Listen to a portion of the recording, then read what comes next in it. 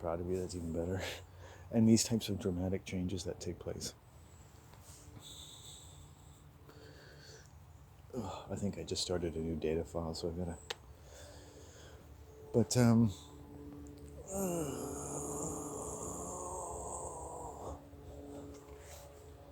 I think it's nice to reflect on childhood as a living intelligence in our minds, and to be able to, I've put myself in a position, you put yourself in a position, you take necessary risks in how you pursue your life.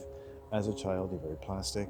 You're at your height of survivability because you can almost do anything and be anything. And as you get older, you specialize. So survivability, the more you try to survive and the more choices you make in survival, the more survivability could be seen to be limited. In this way, I think people in a communist society, and you might enjoy the fact that I call it communist because it means you don't have to live that way, but it seems to be the way most people seem to think there is to live, and in a way it's turned in such a pleasant thing that no one even questions that what they're told about the most pleasant ways of living is really no more of a way of life than it is a way of death, and that they're dying from, they're losing survivability in how they specialize in surviving in the way that the state teaches you to specialize in surviving, in committing to this, that, and the other in your belief system, and in your way of living, and in your way of working, in the way of teaching your children, in the way of punishing your children, in the way of impoverishing certain people, and then punishing certain people, and in the way people get diseases that start off in ways that they get treated, that never get looked at because people don't speak that way anymore, and 90% of our critical survival-related information, especially to do with emotions and childhood development, seems to be turned off, and nobody knows where the button is. If we could just turn it back on, the system would reboot, and everyone would be like,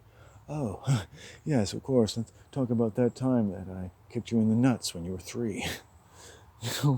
And it's just like, children need to know, they need to communicate about everything that's stressful to them. And I think that's like French to most people, even to the French. It's like what it is whale music, right? And there's nothing so wrong with the world that a little music might not cure it. Things, in fact, truths, however difficult, that might for some people be like music to the ears, that only in a communist society can your ability to improve survival threaten your survivability. That children, while flexible, contain a range of operation in the celestial biology of their mind, as wonderful, idle, and seemingly trivial as it may seem to you as a professional in child development, is actually critical to every continued survivability of our person, our family, and our race. And that dispatching this childhood as an amorphous goo that presages the development of the real person, who himself can but aspire to be a human being, according to one of the top anthropologists in the world, Immanuel Kant, a slogan that is repeated with no anxiety by people who specialize in pepping you up about the prospects of saying that you're completely well, no matter how much you're riddled with leukemia. A man named Dr. Wayne Dyer, a barely recovered alcoholic, who presumed to tell us who we really are, while never revealing the secret until you conjure up in the gymnastics of a mind trained to stretch in every possible direction to fit itself into a world that just no matter what you do, and despite your best interests and work, does not accept the natural shape of a human being. Not in your thinking, not in your desires, and certainly not in your childhood sense of what things can mean when you just sit around in nature and think about shadows and light, and how the world seems when you're as safe as a child can be. Right? And so it might be a relief to think that the only way that increased survival or specialization should inhibit your survivability is in a communist society where ideas about survival that have long been mingled or interlaced with strong survival instincts proper to the capital of your biology as an animal have been influenced in such a way as to countermand your own best interests. In other words, that your needs for survival and the way people talk and think about survival and the desperation with which your own survival can become conflated with connecting to the ideas that are shared by certain orders and masses of other people can come to basically threaten the first orders of your desire for survival.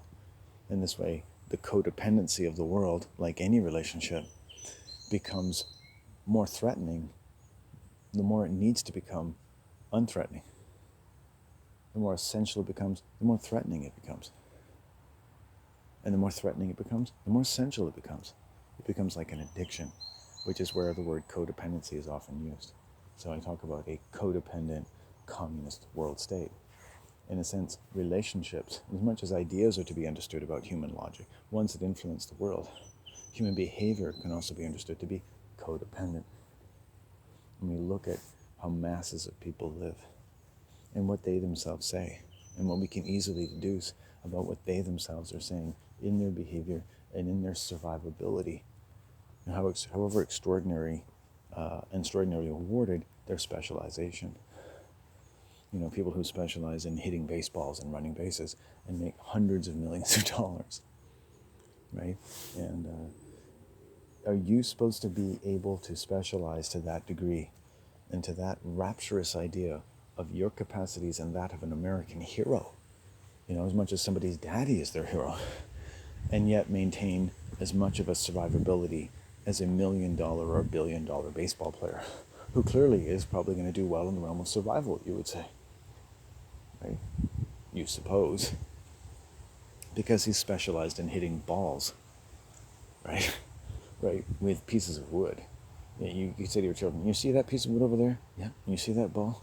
If you get really good at doing shit with those, right, our family will be able to live on Easy Street for the next 20,000 years. He's like, are you fucking kidding me? And it's true. If you're an American, a stick and a fucking ball, man, can take you over the fucking moon, 20,000 years of private schools and blowjobs with no end in sight. I mean, that's the kind of money these people are making. And you get the idea, right, from a communist sport and a communist religion, like Americans and baseball, that one thing is specialization leads to improved survival. Specialize, specialize, specialize. The way that Babe Ruth gets really good at hitting a baseball, get good at, you know, fucking delivering those newspapers. Make every newspaper a home run. Your office manager comes in, he's like, come on, people, I want you to sell more. I want you to not just make your quotas, I want you to hit a home run. I want you to come to the plate. I want you to take a really good whack at it and getting our clients to run the bases. So when they get home, so do we. And it lends itself to like every way that communist workers are meant to just get as specialized as possible. The idea that your children are home and being cared for by bureaucrats that scarcely rank in any of their intelligence by any order or estimation is better than being able to hit the ball out of the park now and then and get a bit of wood on the ball and so forth. Is all they have to do to get a proprietary amount of time to exercise a state-sponsored religious prerogative over the very delicate mind and their formation of your own flesh and blood. What am I to do about what you think about your own flesh and blood? When you allow society to specialize in taking it away from your critical concern and care for the majority of the most epic and influential and critical choices and changes in their minds in the first 20 years of their lives. It's just, you know, one is apt to get a little despondent in thinking about it, while actually also supplied, like the great treasure at the end of the rainbow, with an enlightening amount of information about why people never talk about these things and don't want to talk and don't want to stop drinking and don't want to stop working and don't want to stop watching baseball. And they don't get to really tell you exactly why, but having listened to this, you will know by the crazy look in their eyes why they never want to hear anything like this again. And they want to cut off their ears and send them back to Satan, because this is not what ears were meant for. You have convinced me that I should cut my ears off. It is wrong to even see what this man is saying. It is wrong, it is wrong, it is wrong. Illnesses should be invented, and they should be named after him. It's like you have a Landon James going on there. What's that? You've got a Landon James. That's not a way of thinking. That's a disease. It's like, I know I heard the sound of that before. You've got Landon James syndrome. What's that? When you get a mind to thinking that you can be a little more free than the communist world of communist peons has decided you can be, then you think you're somebody. You think you're doing something. You're not doing anything. You're not convincing anyone anything. And the fact that you're out of your fucking mind. You've got Landon James syndrome. Should it be a syndrome or a disease? Landon James-itis or langiomitis. That's it. You have langiomitis. That's it. I have langiomitis. I've just diagnosed myself. Forget everything I've said and written. I'm sorry, everybody. A moment of shame has come upon me. I have langiomitis. I was diagnosed by Urungi Babombe, the best doctor in southern India you'll ever find. Langiomitis, he said to me. I said, I've talked to Brahma, Vishnu, Ishnu, Bibra, and Barbara Ann himself. Garuda has said to me that Beefarino and the San Francisco treat are not to be conflated in the same sentence, lest your testicles fall to the ground and knock a nickel from place to place like a frog shaped like a buffalo moves across the limpid lily pads on top of the cesspool of my back garden after my wife flushed the toilet with whatever gargantuan amount of material she had deposited therein after a family barbecue.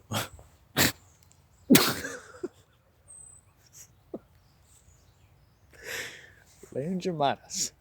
It is a person prone to running off the mouth of things that nobody should ever have to hear. Right? Nobody should ever have to hear. That's langiomitis you got there. I've got langiomitis, basically. That's all it is. I just got langiomitis. My mama like that. She'd be like, you've got langiomitis. I do. I have langiomitis. Yeah, langiomitis. You know, it's a relief to know what my disease is. And now I can work on the cure. I can seek help. I'll go to a doctor and ask him if he's ever treated someone with langiomitis. And if your name is Nancy Drew, you could have Nancy Drewitis. If your name is Tom Jones, you could have Tom Joeitis. You know, if your name is Alan Michael, it could be Alamachitis. I'd love to have Alamachitis. Can we trade? You can have langiomitis and I'll have Alamachitis. Alamachitis, man. Man, what the fuck is wrong with you? Alamachitis. Fucking hate Alan Michael. Alamachitis.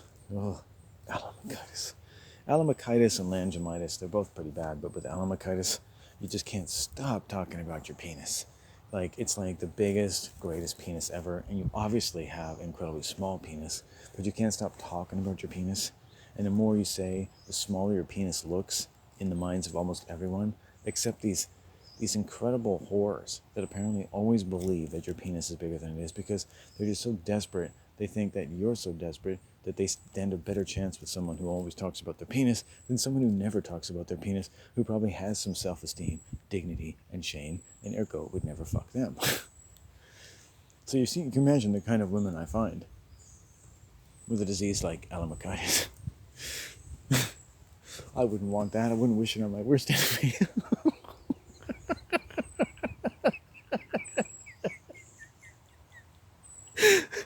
Oh, in case you're wondering, I'm trying to take a shit. I'm just trying to work up the sense of comfort and safety it takes to hunker down and let nature take its course. You know, a movie I liked when I was growing up in the 80s was, it was at a time in my life like where it helps in a sense, a sad sort of way, but my life is sad. I think it was a Twilight sort of experience, but not in the worst way, I guess, is watching a movie, and we had movie posters in our room, my brother and I, and just experiencing the mythological value of the movie, which I didn't really, I would say it was very distinctive how I would see it today, and in a good sense, because as a child I wasn't overly absorbed in them, but like we had the movie poster for The Jewel of the Nile, and we watched The Jewel of the Nile on tape or whatever it was, and it was like, I had a really positive impression of it, but I remember looking at the poster and just thinking how like, the poster itself was like a record cover. It really was a very exaggerated caricature of the movie, right? It made Michael Douglas, for instance, look like he was doing things or accomplishing feats of an extraordinary nature when compared to the film itself, you know? So the poster and the sort of publicity conveyed like a sort of went into the more mythological, whereas the actual cinematic presentation itself was occupied with much more trite and tried cinematic conceits.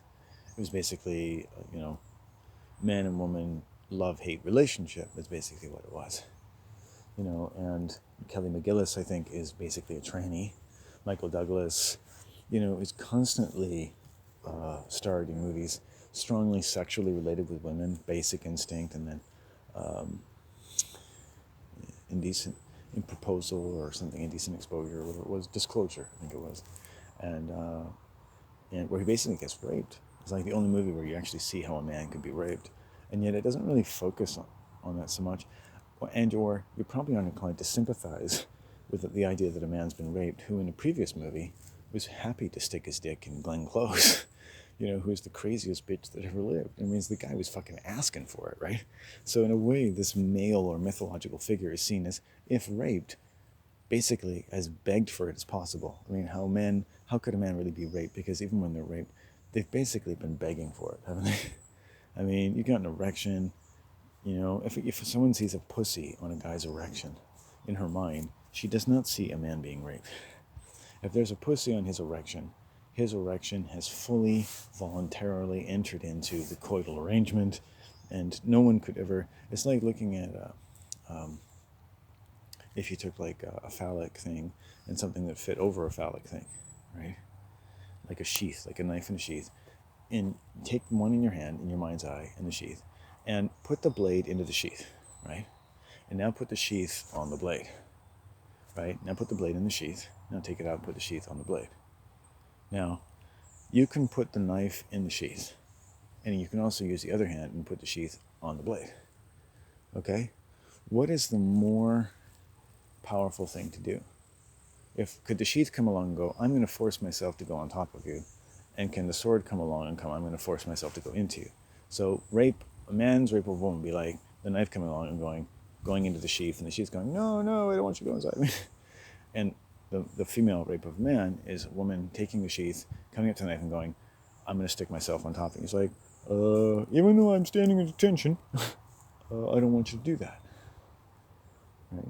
Even though no one's nipples are aroused by the cold, even though she might be momentarily aroused by something a man says or does, or charms his way into impressing upon her, that doesn't mean she really wants his dick to come inside of her and get fucked by him.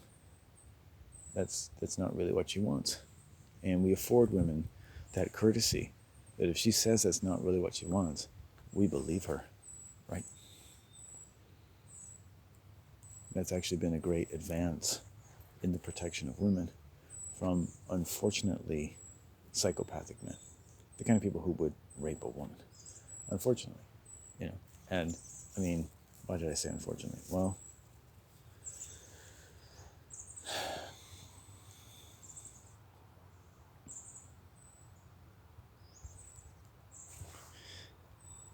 it's not about sex.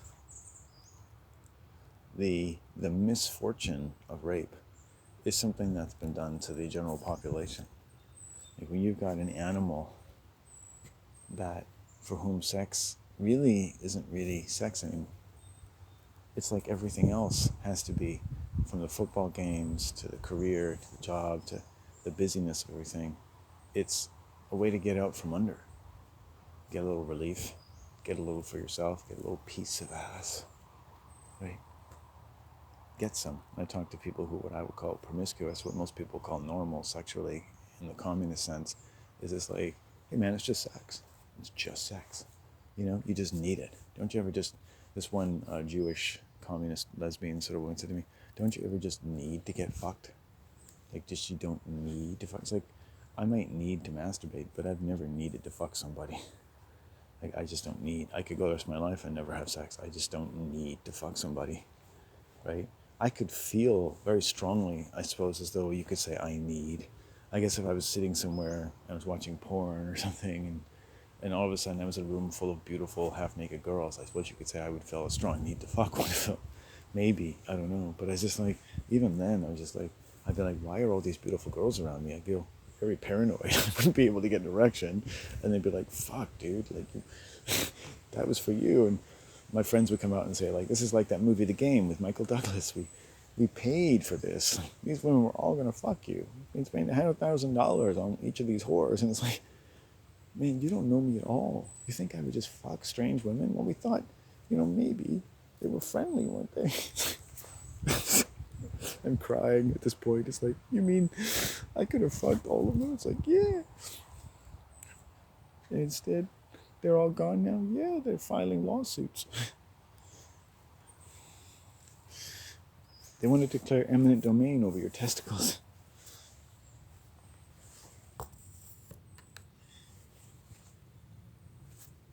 And one female psychiatrist is watching going, he seems very concerned about his testicles. Oh, shit. Oh. Oh.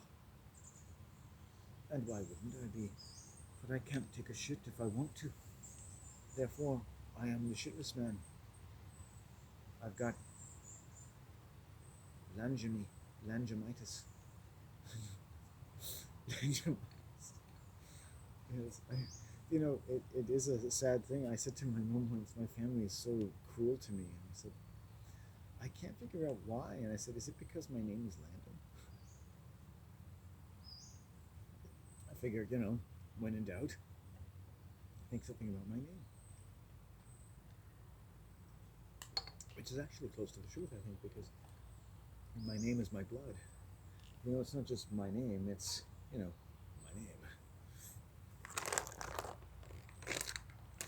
That's my name.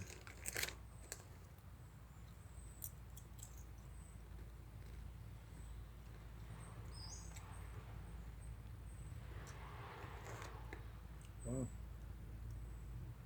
Okay, the sun is coming around to the 3 o'clock position. Man, I can talk. I've got langemitis.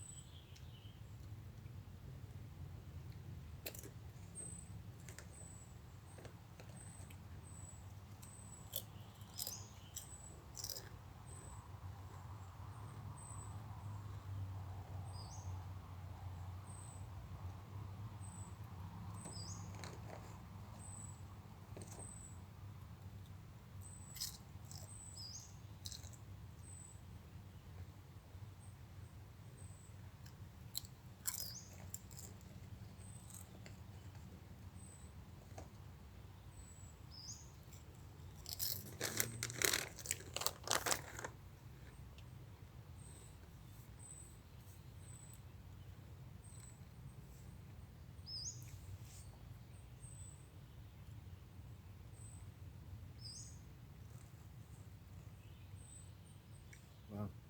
Can I down junk food like anybody after smoking weed all day? What do you know? Mystery of mysteries. Oh, unknowable universe.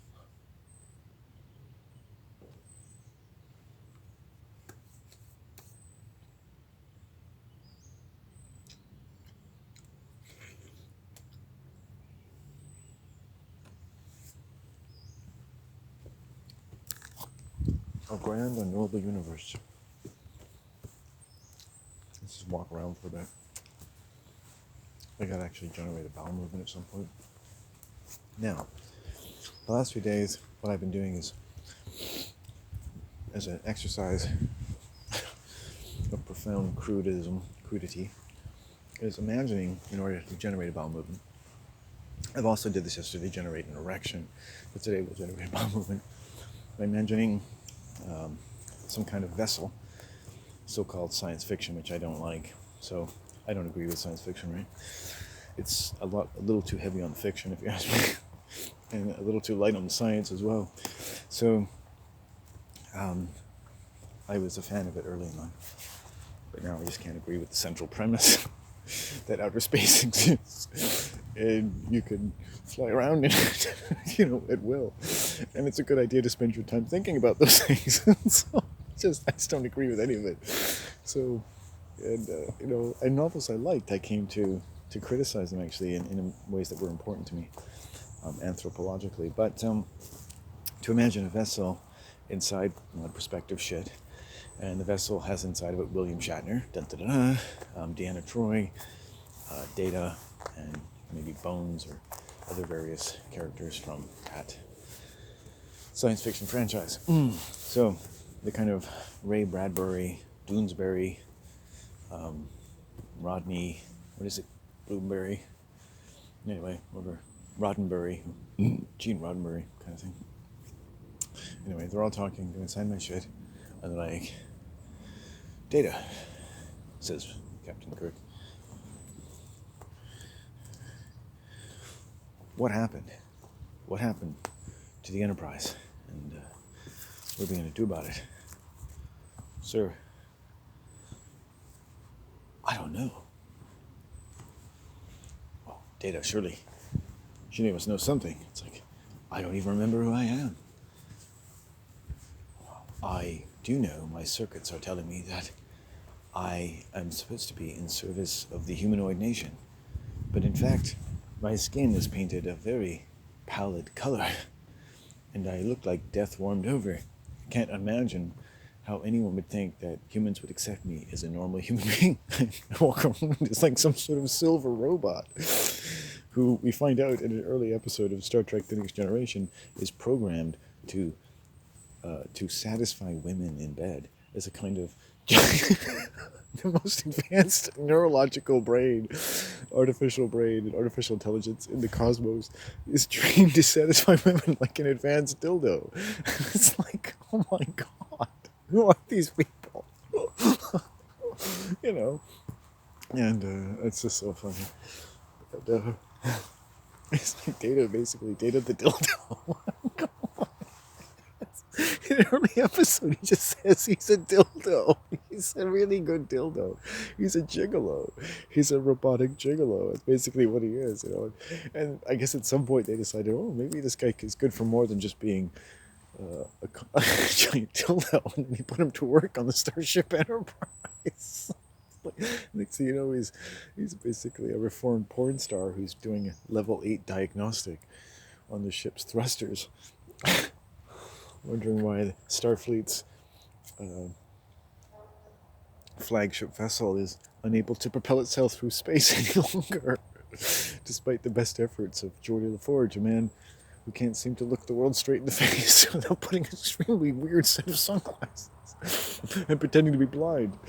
Something that black people like Stevie Wonder and Ray Charles seem exceedingly good at doing. Yes, okay, well, moving our way along. I don't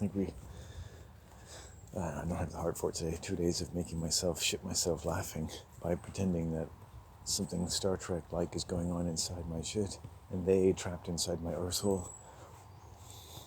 Why aren't the thrusters working, Data? Well, for starters, sir, we might as well be trapped in a man's asshole for all the luck I'm having getting any response from this computer. I'm hitting it. Wait a second, what's that? Yes, I am registering a mild contraction, but it could be no more than passing gas, sir. Passing gas? You mean we're trapped? Yes, we're trapped in this alien's asshole. What we can pray for now is not just an incredible fart, but perhaps even an actual movement, sir. That's insane, Data. Either your command of the English language, that you are so well inclined to describe a situation of such monumental metaphoric strains upon the human mind as to beggar belief that Gene Roddenberry would ever write such a thing, much less produce it, and much less find it broadcast on TV. Well, it wasn't, sir. This just happened in a man's mind while he was imagining a way to take a shit. You mean my entire Starfleet career is about piloting a piece of shit out of some weird man's house? I won't stand for that, Data. Bones, what do you think? I'm a doctor, sir, not a psychiatrist. What do you think I should do?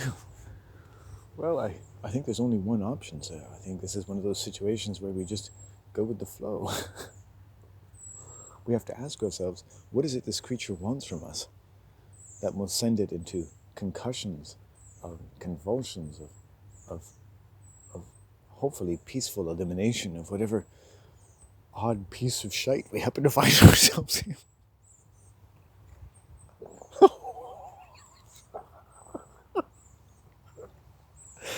Oh, this is getting harder and harder every day. Oh, wait a second. We're not focusing the energies on getting harder and harder. We're trying to get softer and softer. Deanna Troy, you're the psychic expert of the crew. What do you feel about this creature? What does he want? What is his motivation? I've got to figure him out. Even Genghis Khan was easier. Even the Wrath of Khan was easier than this. And Spock getting frozen or killed on some planet, bringing him back, and getting some kind of whale to board upon our ship and taking him around the sun into another dimension was easier than figuring out what to make of this situation. My dignity, my sense of self as a captain, a man of rapier wit, a man of action, a man of choice, determination. Here I'm to wait for some crippled mental creature to take a shit out of his anus. And what then? What fortunes await us? Captain, I'm sensing a lot of distress. Stress, Deanna Troy? You want to see stress?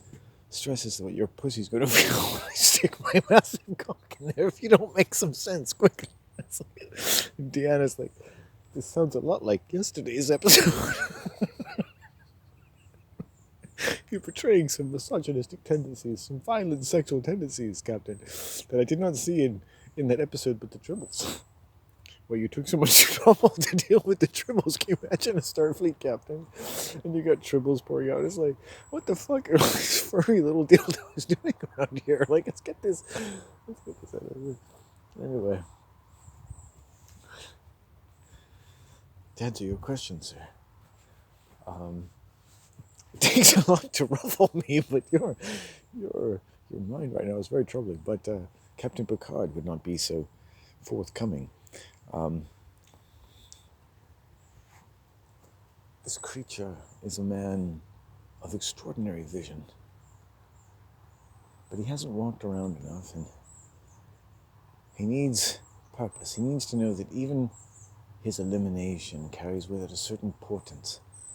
He believes in destiny, and that not just the marriage of beautiful white people, but also the meeting of anus and ground, the meeting of leaf and arse, the meeting of word for word linked across the heavens, either in devoted visions of opulence, even in the coronal address of our native owners, but also in the caress of these swollen, verdant pages from the lays of existence upon his anus, and there to relieve himself of the last of his obligations in terms of returning such treasures that have been afforded passage through his lips, in and out, and now such tides as they might arrive upon the shores of some certain reclamation process, not unlike that of the breaking down of human shit by the forces and the mechanical nature which has broken down the pyramids of Egypt, and the strands and the nerves and fibers of the strength of our families over eons of communist servitude. Diana, that is an incredible speech. I'm not sure if you ever memorized that amount of dialogue at once. You're right, sir. While my psychic skills were not often consulted on Star Trek The Next Generation, I nonetheless remained a beautiful sight to see and a nice piece of ass for your number 2, as it happens. If I recall correctly, he was called number 1 by Jean-Luc himself. Well, really, as I said earlier, he technically was a number 2. And trust me, in all ways. But Deanna, that would mean that you, yes, I'm actually a transsexual. I'm psychic, but I'm not really a woman. I have many secrets, and one of them is that while my voice is rather husky, it's really more of a case of my chest being rather feminine. Voluptuous, if you will. Bearing nipples which were actually man-made. And you may touch them if you like. They actually make different colors and sounds depending on my mood. Ding, ding, ding, ding. Ding, ding, ding, ding. Ding, ding, ding, ding. Ding, ding, ding, ding. Ding, ding, ding, ding, ding, ding, ding, ding, ding, ding. I love to play Jingle Bells on Deanna Troy's nipples. Ding, ding, ding, ding, ding. What are you feeling now, Deanna? Shame and disgust.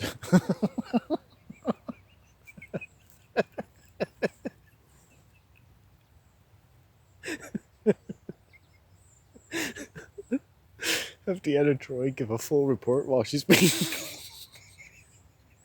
gang raped by Ferengi.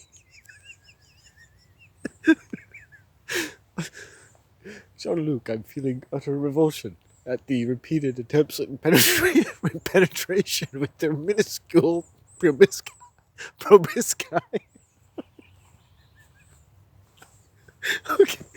Okay, I better get going. I'm starting to crap myself. I'm literally starting to crap myself. Uh-oh. It's not good. I've overdone the mark. I've overstepped my bounds. The natural borders that exist between in time and space. The man I am before I grab my pants and the man I am after. Which is not the same man. Which is not the same man. Don't interview me and be like, I'm not the same man that I was. I'm not the same anymore. I'm changed. It's almost like when Jesus came. Oh my God. There's all these flies and piles of my shit. That's so bad. That's so bad. I don't want to be here.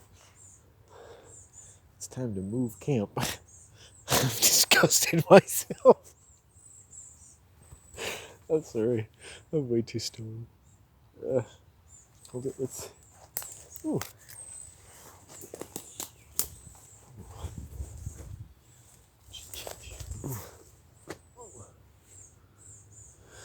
That was funny. Look at this beautiful tree.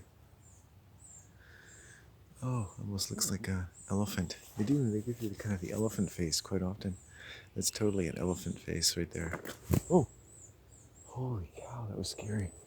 These logs are in a state of such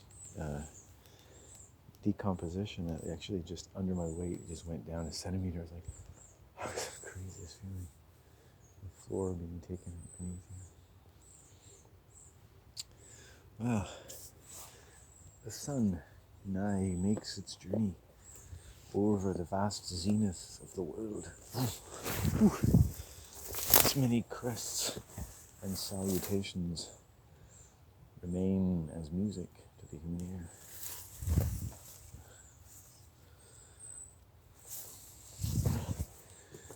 I want to fill the world with music.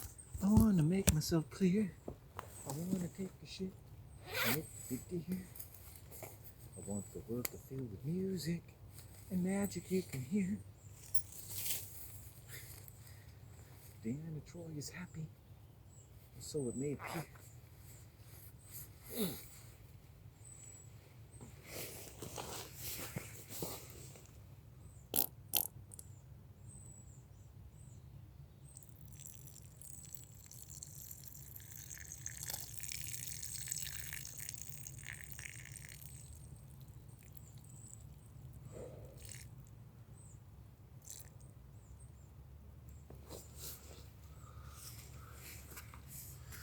I believe in magic.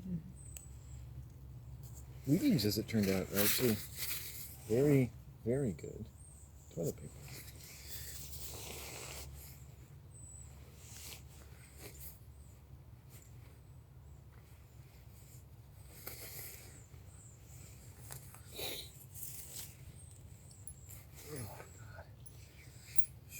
That was work. You believe in magic.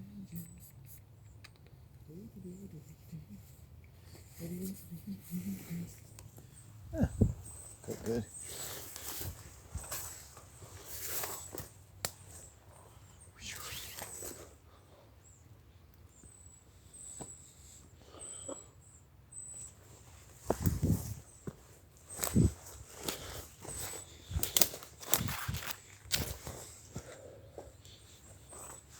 what I should do, what I should have done, is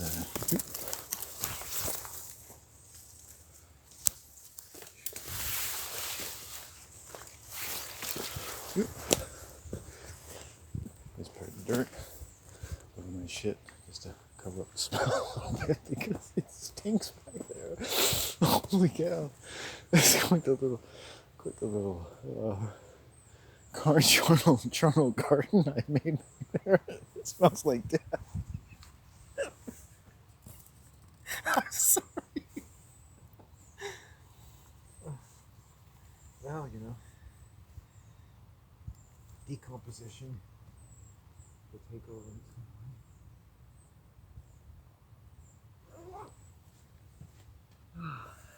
I suppose we'll all learn something in the end.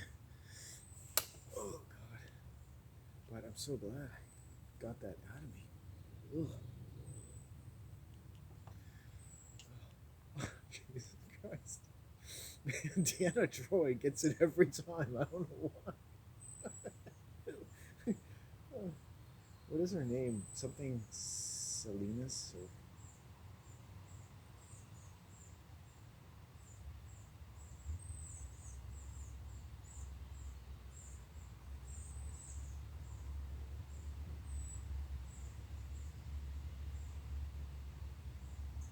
If anyone ever goes and walks back there in the next month or so, he's going to be very surprised.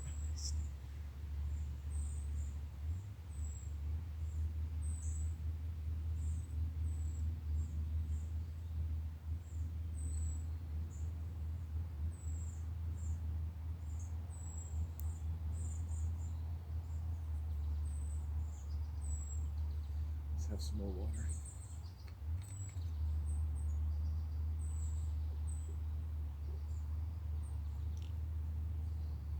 Oh my goodness. What a day. So it's about 3:30. I've been out here since. So it's like 6 hours, 6.5 hours maybe. In one place. Got myself exhausted here.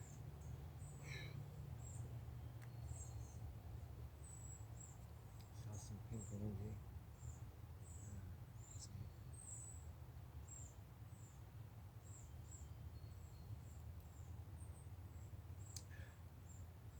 Not pretty many people likely to find me here.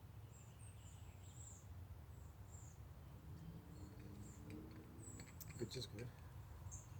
I think I might start, getting ready to go. I figure, why not?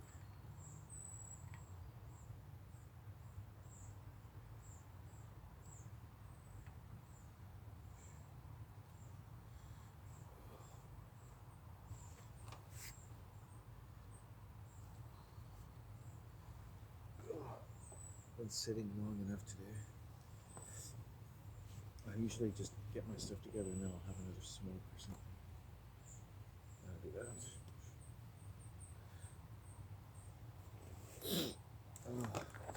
Clean up. I think I've finished most of my food. I've made enough of a mess.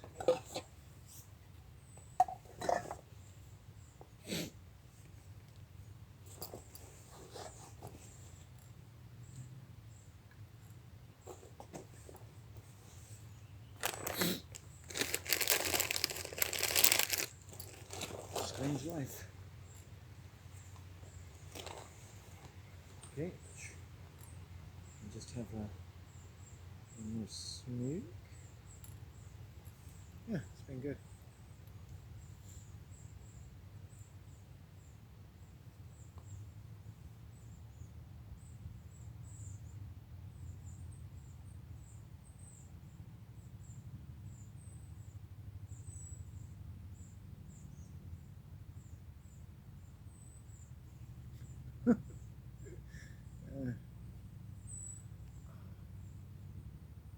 Now just think about it. If you don't like the idea of me shitting out here, how much human excrement, right, is pooled together in sewers around the world and sent into various locations of the earth, of the ocean. Basically, tiny little cities of shit forming in the Pacific and the Atlantic Ocean, like worlds of shit, worlds of human excrement, just fossilizing as we speak. Little Atlantean continents of human feces. Oh, we found Atlantis. It's full of shit.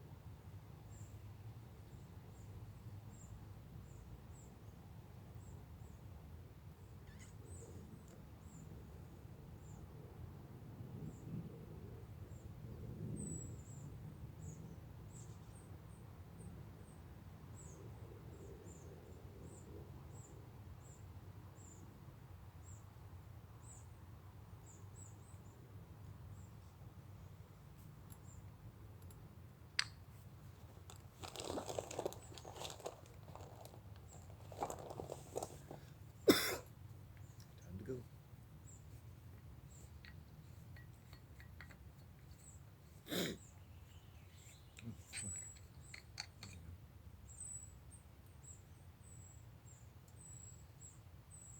Oh man, I'll probably take off my jacket.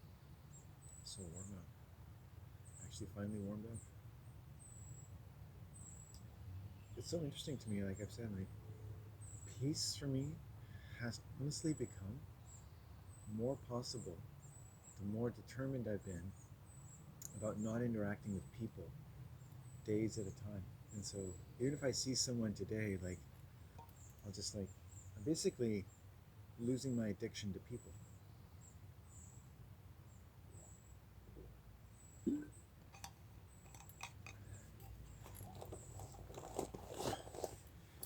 Right? That people in any sense in and of themselves have something to offer me except pain and woe. You know, and I've had enough to deal with, and I've done great things with it, and I don't need any more. Like I'm not looking for any more pain, right, from people. And I don't mean like even that everyone gives me pain, is that they show me pain. They show me, you know, lots of things about that pain. And you see in that pain connected in all that pain to people's spiritual beliefs, from Buddhism to Hinduism to politics to America, whatever it is. You see all that, right? You start to see the world very differently throughout your life. And probably I started seeing it very differently the moment I was born. Seeing it differently than I suppose just about everyone around me saw the world. Because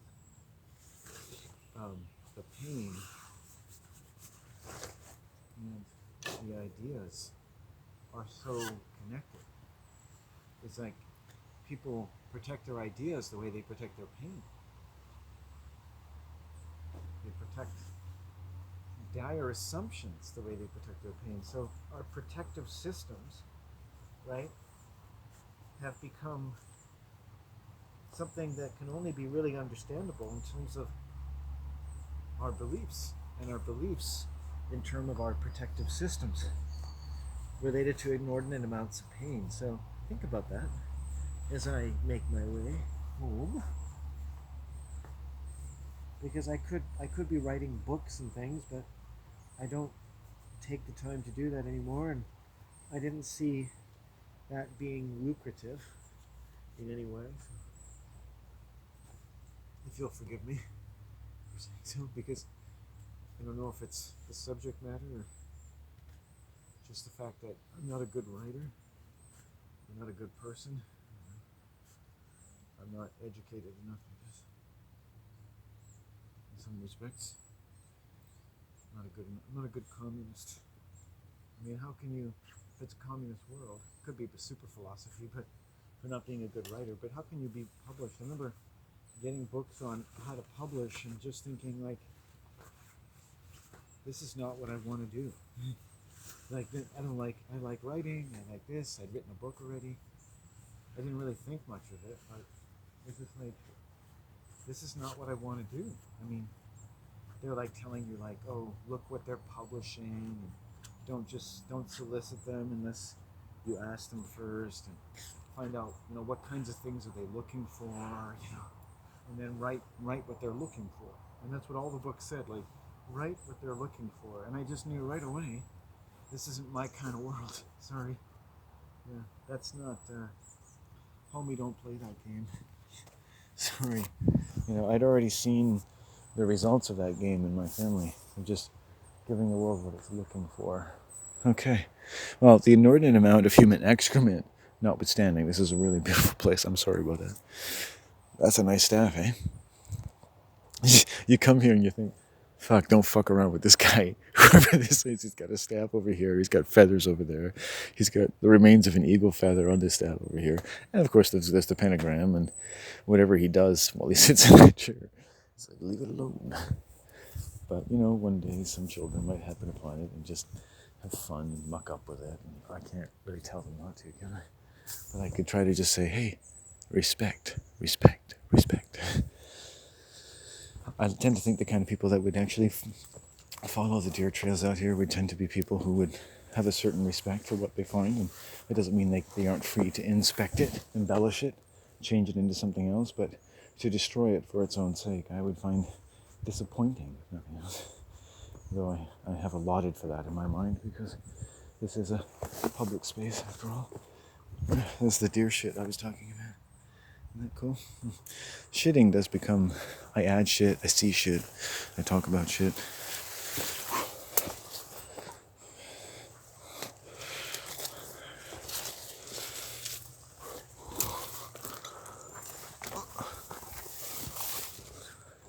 So I come about halfway through, and again, usually stop here and check out what's going on around me. Human beings are usually quite noisy, not all of them.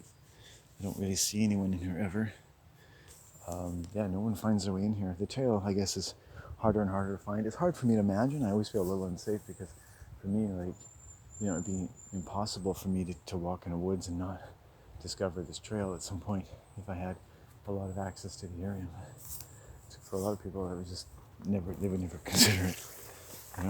Imagine how many people at the hard day's work, you can bring like a 6-pack of beer, come into the woods, bring a pack of cigarettes if you're careful, and have a few beers and just literally have time to yourself. But you have to go off the trails.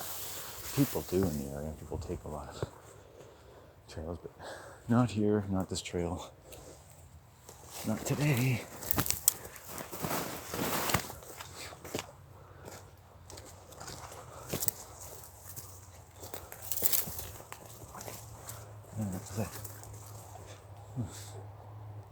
As you can see, it's not an easy trail to see. I like things happen, like I think a tree or something fell down here, whatever it was, a branch. Yeah, here, this tree, and there's a branch in it. This trail used to be much more accessible, and it completely cut it off at an important time because I was really actually needing this space a lot more. And when this tree fell, it basically, and I was doing work with Thor and protection, and the tree actually protected my space. And another access point, a tree fell down there too, and just blocks off access to the trail. I was thinking of going to the river, but it's late in the day. I don't know. What do you say? Go out to the river and get some water on my head or something. It's been a long day. I probably should. Getting water is a good idea. Touch the river.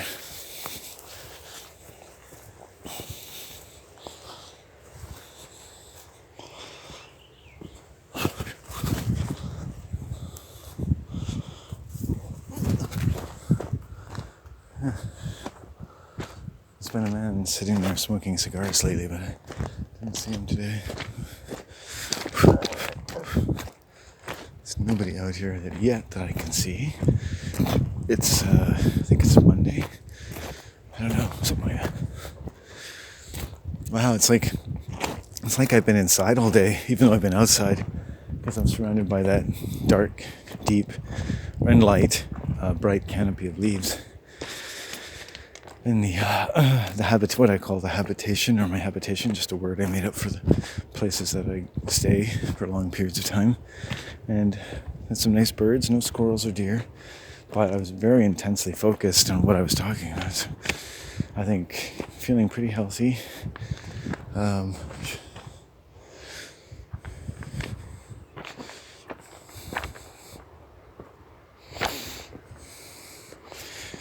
The people who need in my life need to know that I mean business, and the people who will never know or never let themselves know. Oh, look at it, yellow ones. Nice. Oh, yellow jacketed birds like that. Just gonna look for a nice place to check out what's going on here in the river.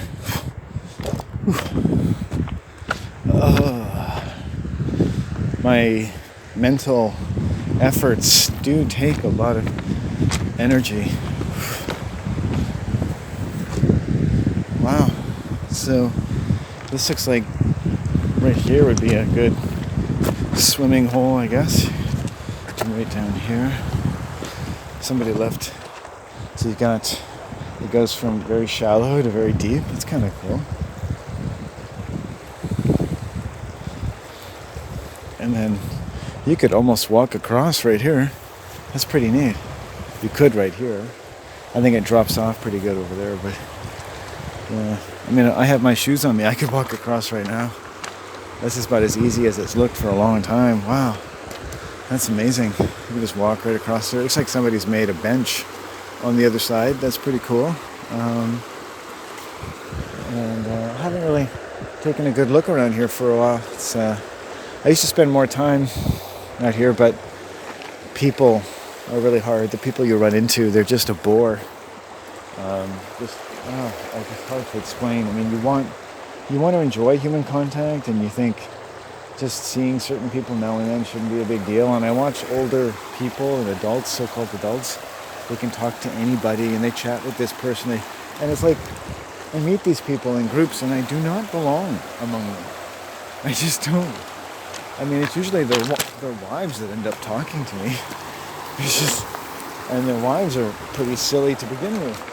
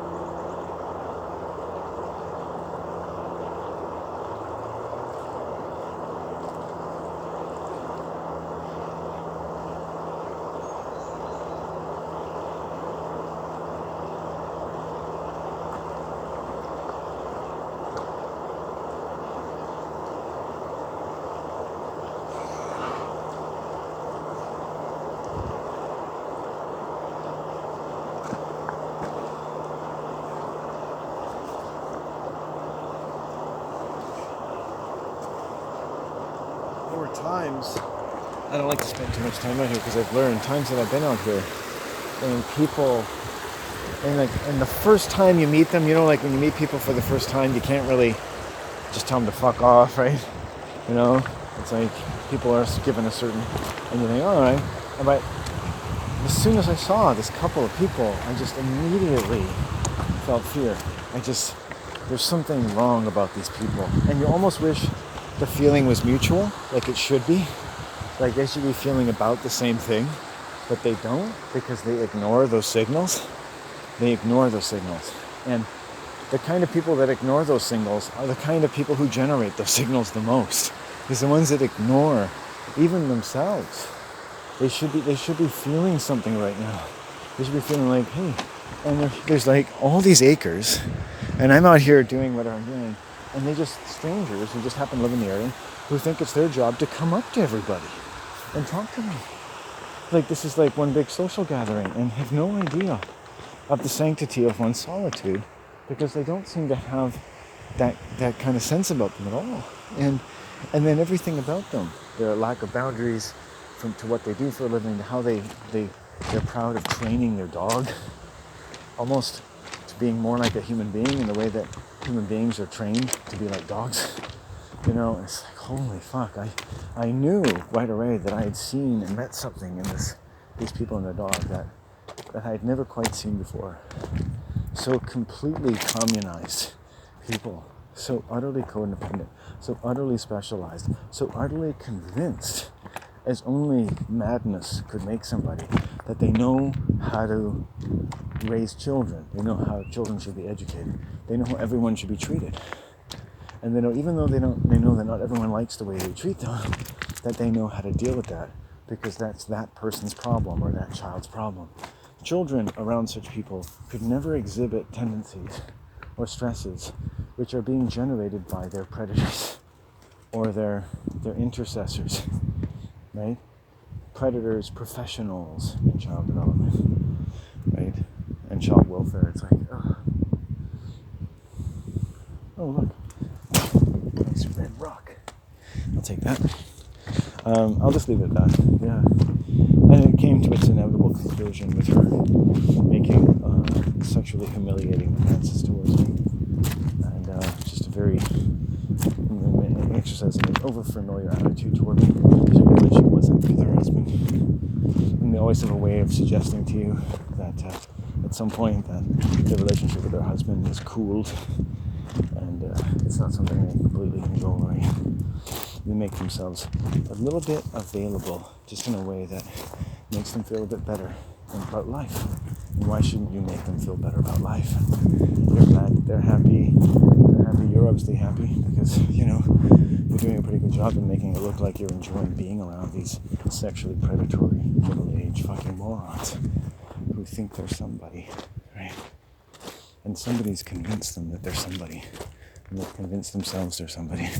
And it's great that you convince yourself you're somebody, but the fact that you have been evinced of things which have at the same time managed to deprive you of all reasonable human boundaries tells me something is terribly wrong with every effort, with every stride you make in trying to tell me how utterly powerful you and your knowledge and your way of being friendly and sociable is, as though you've never had any social anxiety in your life, as though life is just normal, and the world, as complicated and deadly as it is just a world that you know that you could teach children to live in and work for.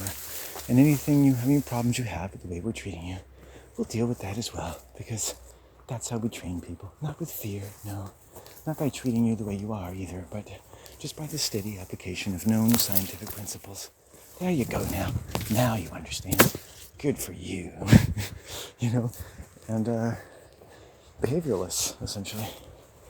But not people who really give a fuck about people, because what people are really doesn't enter into it anymore than it entered into their lives for very long, until they were trained to be a domesticated animal of some bureaucratic utility, right?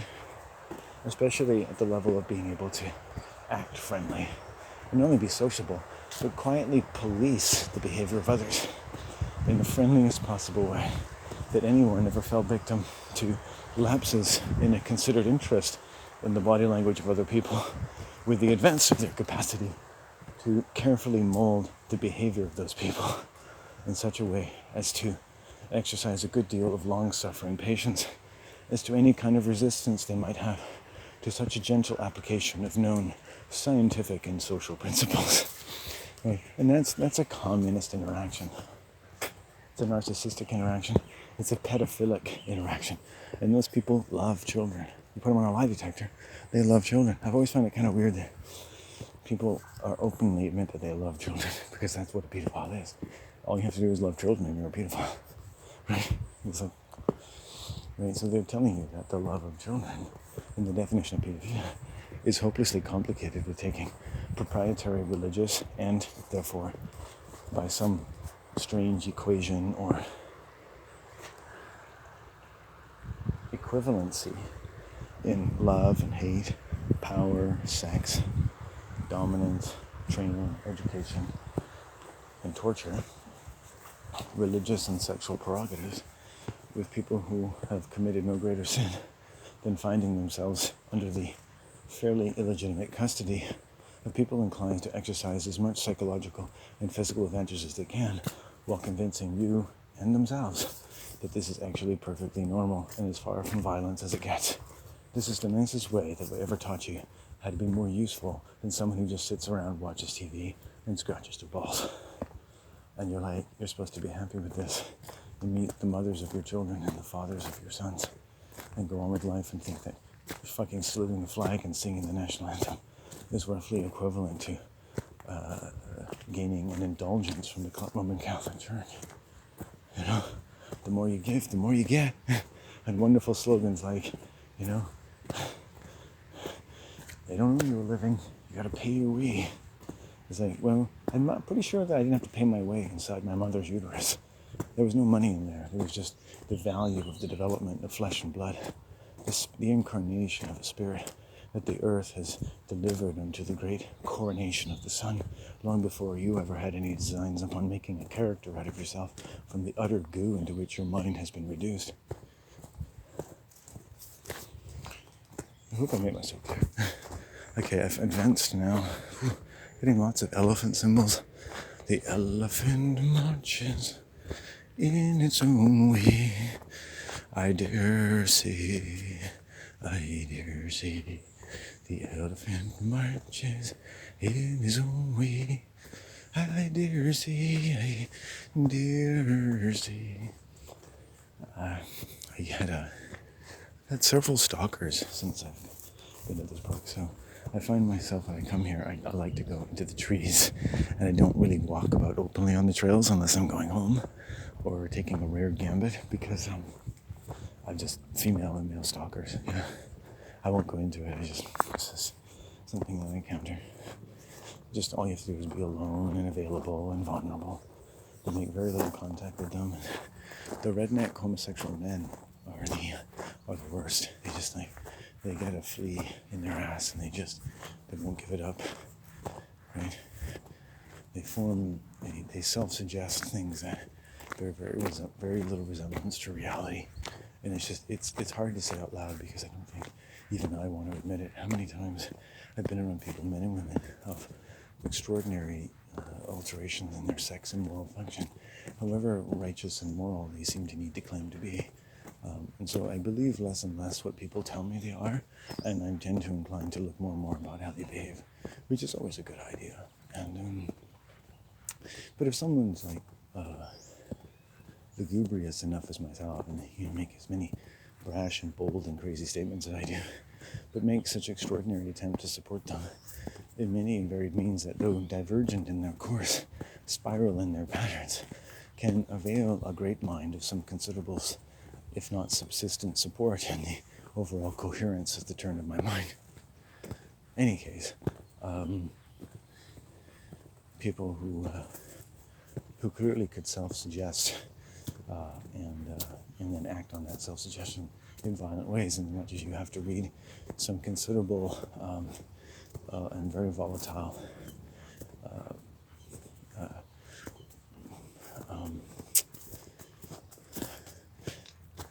building seizure of the mind that makes some sort of feudal lord needed to find a reason to whip you because he needed to whip you.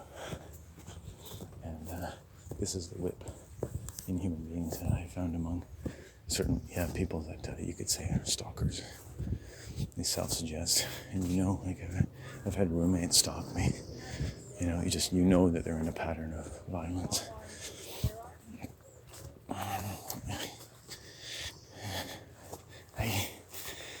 Hey there. Hi.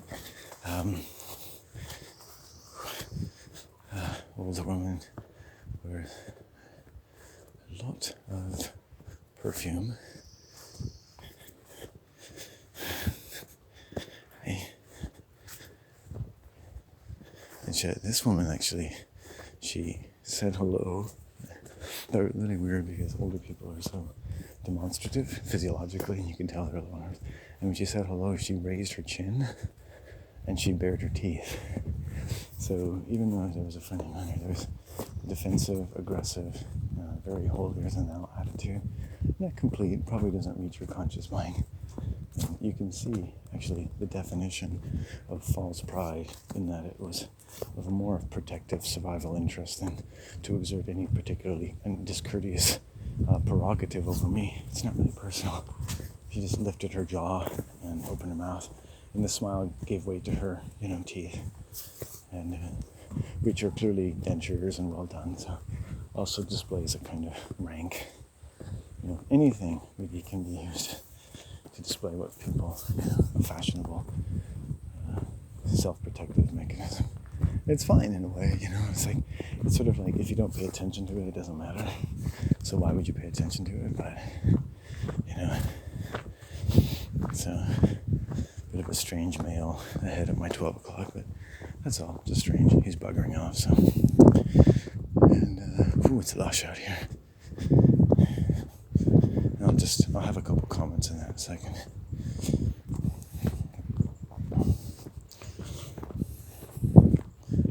I think that, it's definitely a deranged human being.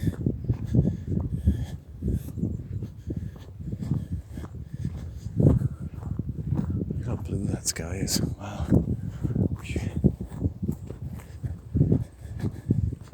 You just don't look at them making noises. Oh, it's beautiful. Yeah. Very disturbed male,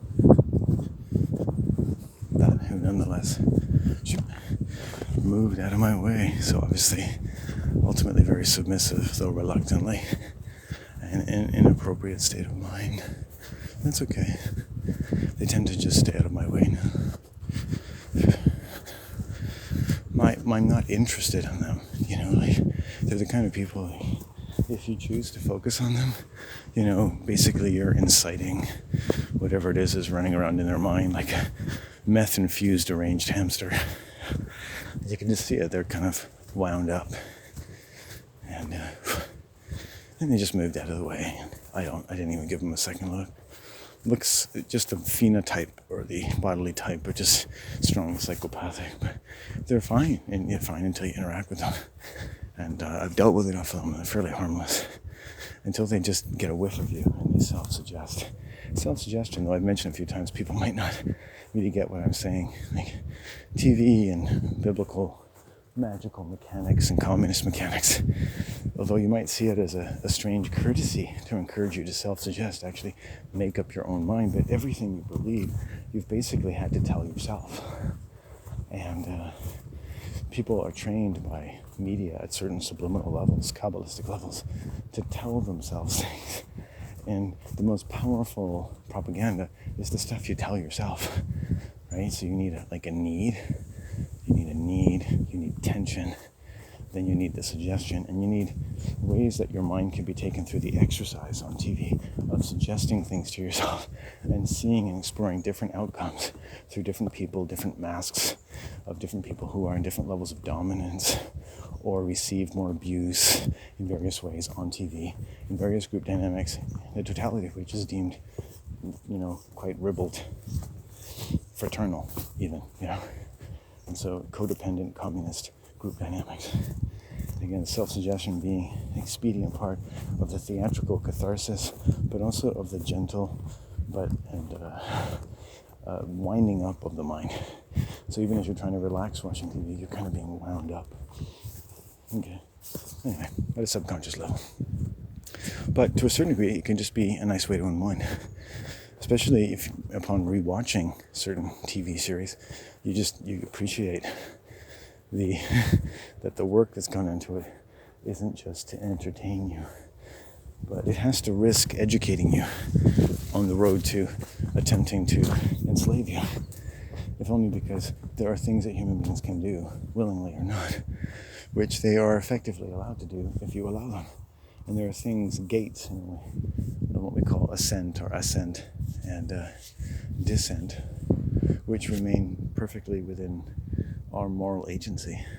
And if we don't use them, other people can basically use them for us, but it's still our fault in the way that as children, you become responsible for everything that's done to you. Because in some sense, you chose or you assented to it in some way, if only because you thought that would get you more love. And this is the ultimate torture, right? To get you to take responsibility for people's torturing you. In as way as the ones torturing you have had the same done to them, bearing such a false confession, or extracted from them such a false confession, everything they do is as suitably illusory or illegitimate as it was to them. And so the soldier never really sees the violence that he creates. The psychopath, the average communist worker, mother, father, or lover, cannot see the wreckage they are wreaking, because many aspects of that is as illusory in its production as it was in its inception, that their confession to sins that somehow justify what was done to them, the agency conferred upon them by some strange biological inheritance, that could see our very birth conflated with that, an original and penultimate sin that ruined creation itself and doomed it to successions of creation, whose heaven and earth should forever be without our reach, but not within our power to damn ourselves to, in a perpetual... anyway, I could go on. I often do.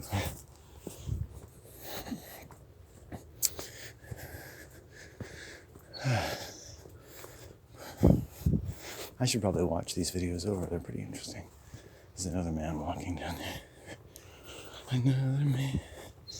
Oh, it's still June. You get weirdos walking around. The heat comes out. I've actually seen just a slight increase in people I've ran into today. This person might actually be a run, I'm not sure, unless he lives in the area. But if he's walking this way, I'll probably pass by him. But as long as people tend to keep to themselves, I generally, I think, give off the body language of someone who just wants to continue on his way. So that's pretty good. I changed rotate the camera a little bit, so it looks a little less prominent. Ooh, it's actually quite nice here. Some wind.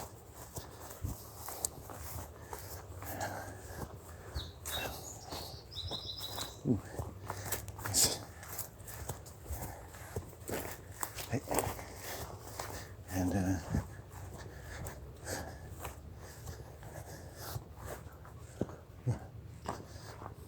haven't seen him around before. It's okay. Get a cut on one leg. So he's been climbing through some brush or something.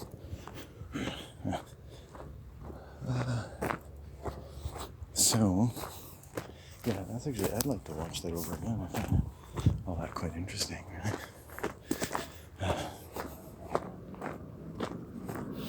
But invisible crimes, on some level. What doesn't happen to us, we're incapable of doing to others. Because a lot of what happens to us, we're incapable of restraining ourselves from doing to others. And this lack of control, this fundamental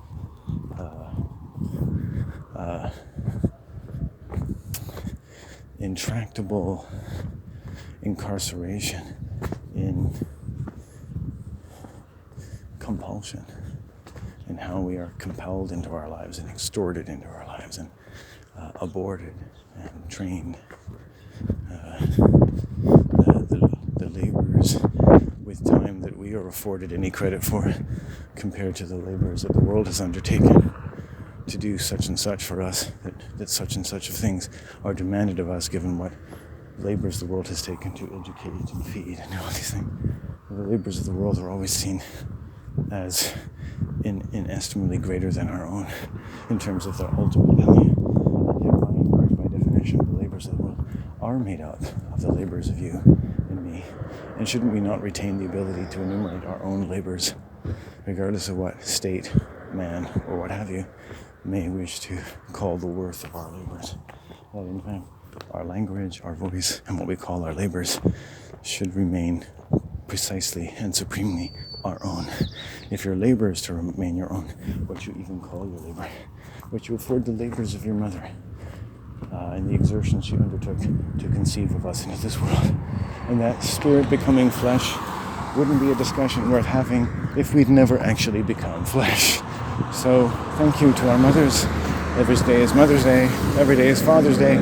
Because if a mother couldn't give birth to a father, if the voice of the waters of the deeps themselves could not give birth to the father, in the great exertions he would take to know his mother and to give flesh and blood to the very desires of all that is the mother of all things, right?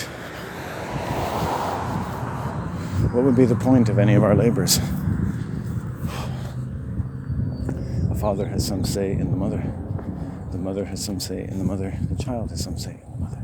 We have all some stake in our capacity for birth, life, generation, regeneration, and so on and so on, etc., etc., etc., etc. So, yeah, my time was worth something. Little bow, little bee, little bee,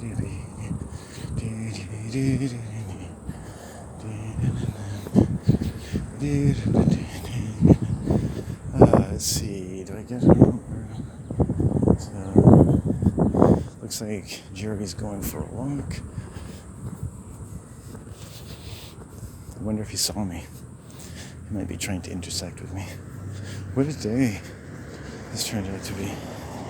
Now, I'm a little vulnerable this time of day because I've been talking for a long time and it's something creates a field of energy.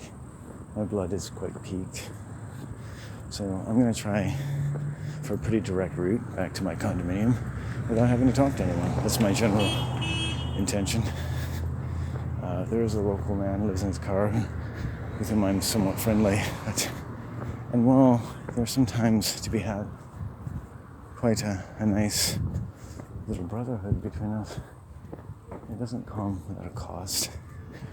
And it's just, once you meet someone who's capable of exhibiting starkly mental illness, the general sympathies which you may form around it, so as to protect yourself from it, but also to allow that connection to continue.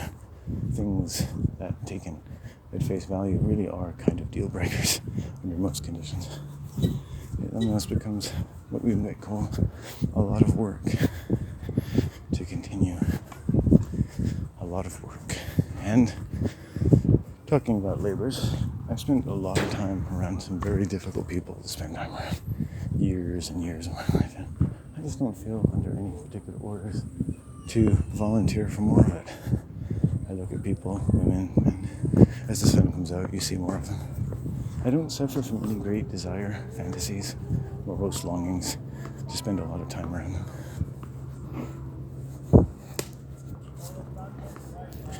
They're, at best, loose, roving gangs of people trying to survive the manifold agonies which have been foisted upon them, and quite often they, in turn, by their own betrothed. And none of them have the time or inclination, if you may forgive me, working intelligence in order to really even understand the world they live in, even when it's explained to them.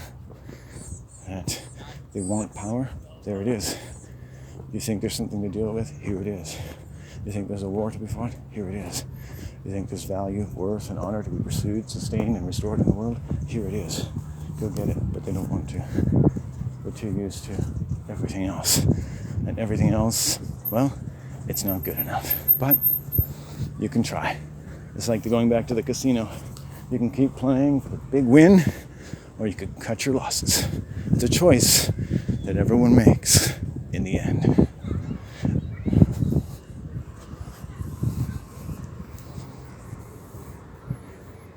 Wow.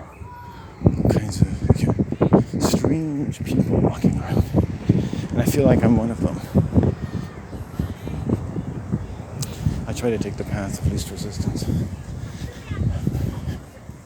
Donuts, junk food, the predictably obese cashier, other obese people, country cuisine, like this guy's.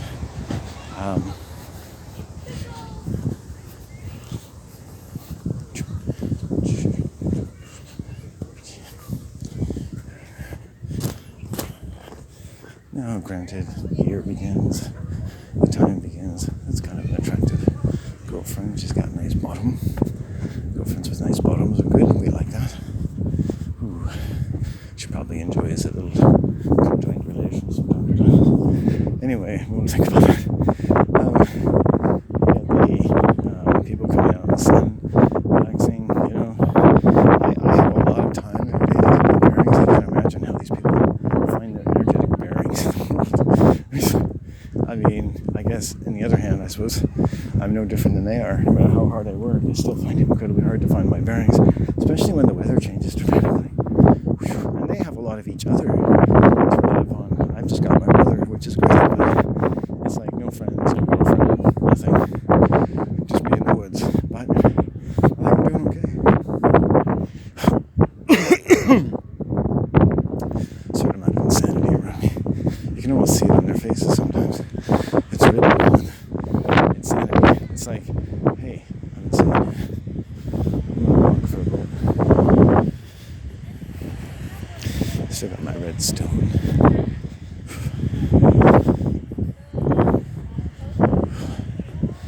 So I basically want to observe my moratorium on people. I like that.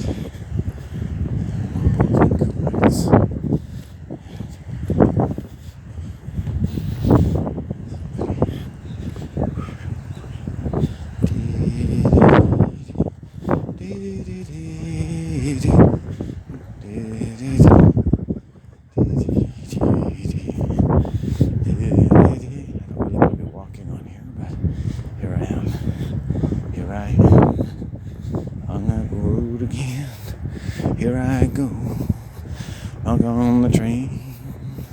Here I am, out on that road again.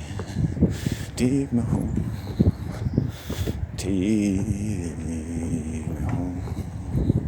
Yeah, weird guy just passed by me. Kind of a homo type energy. Just a roving older faggot looking by me. Extra glance actually turned his physical body as he went by me. Really disgusting. I just don't pay attention to them. Eek, gross. And they all look the same. They all look like math professors for Texas Instruments or something. Pocket protectors and the like. You can sit at home jerking off to pictures of Arnold Schwarzenegger and Chris Christopherson. I'm sorry. And you know, I recognize body types. Seriously, I see a lot of the same people over and over again. And they act precisely the same way. Like you know who they are. I can see the way their bodies. There's two younger people and you could see the tension in their body. But how they were kind of coiled like cats. And walking around in the sun and holding hands just wasn't enough for them to do. They certainly had their hungers and they had jobs and careers enough to indulge those hungers and they did well at it. But would I want to be at their house for dinner? No, because they would have me for dinner. One way or the other. It's just in the body language. Society is meant to turn people into cannibals. Because that's what you want to do if you want to cannibalize them. Right? I think the whole idea of the anthropology of cannibals and that cannibals are a rare, expression in human anthropology, when in fact it's the majority expression of human beings. It's cannibalistic.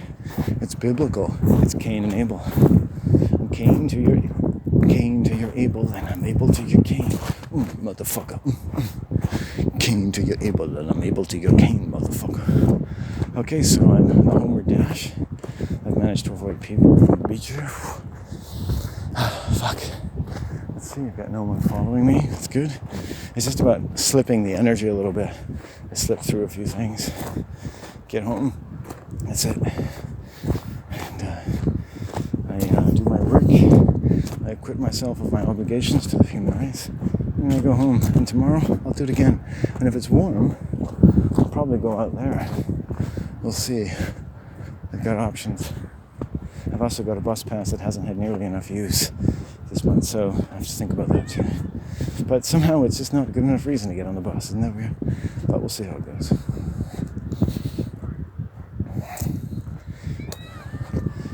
Okay. Yeah, it's always the woman that sees me. The aged woman. And then I turn into... You can see exactly the kind of people that eyeball you. Not really eyeball you, they just notice you. They're piqued. Men are piqued by women, women are piqued by men. Older women will look up and see me, men never will. It's almost like the female is the one doing the looking around. You know, she's here for the eye candy more than he is. But in my state of mind, it's a good idea just to keep myself going. Someone dug a hole there. Hearing my name or anyone call me be prohibitive. These guys are a lot of tension in that sound of that voice.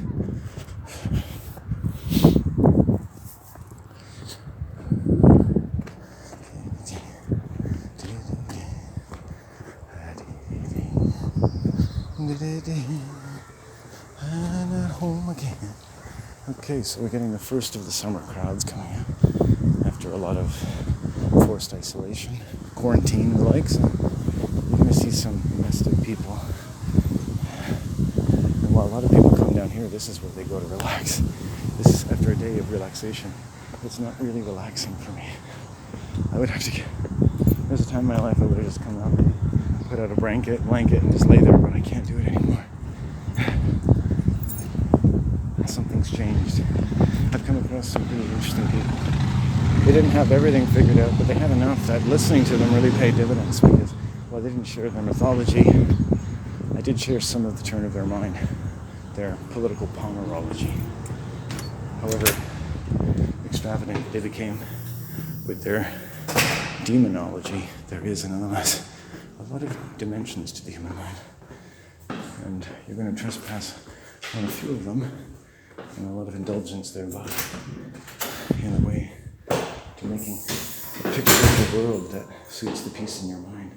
When you first smelled your father's cologne, and the last, when the first you smelled the scent of your mother, the perfume of a summer day, and the last, and then many of the greatest dimensions of our mind are pulled together in the best possible ways by our nose. And I can smell a man's cologne in here. God damn. Sickening smell. 7 hours and 15 minutes. That's pretty cool. One contiguous. No people.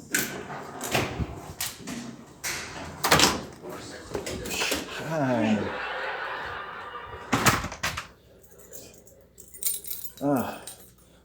4:24. Yeah, you're late today. Later. Yeah. What's up? Saturday? Check my book. Saturday, or less I'll dress you. Anywhere or Well, I did something today. You did something what? So I cleaned the filter, the fan, and I couldn't get that little knob back on. Oh, okay. Anyway, so I went and got a new one. And now I figured out how to put the knob on. And I have the new one, which I don't like as well, but I've already put it together except for one thing. Cool. So we have two fans. That's good. That can turn right in the Yeah, center. it's really good. Maybe put one up there. Yeah. And it's oscillating both way back, up and down, so. Can I tell you something interesting? Yes. You're the first person I've talked to all day. Oh, you're kidding. I'm not kidding. Like, literally, first person I've talked to all day. It's amazing to me. I've literally spent the whole day in nature and I've talked to no one but myself. Wow. Yeah, it's really something. It's lucky. Lucky in a way. Yeah. I'm gonna get all my clothes off.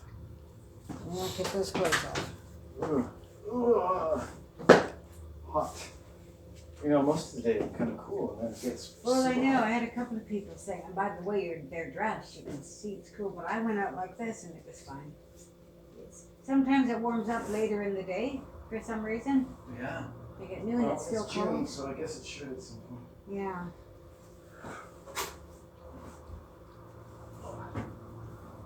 I gotta pop out. I forgot to get something today. So. Let me get some more fans. No, we have enough fans now. You forgot to get cheesecake? No, I forgot to get. I want to get some turkey meat, ground turkey, so I can.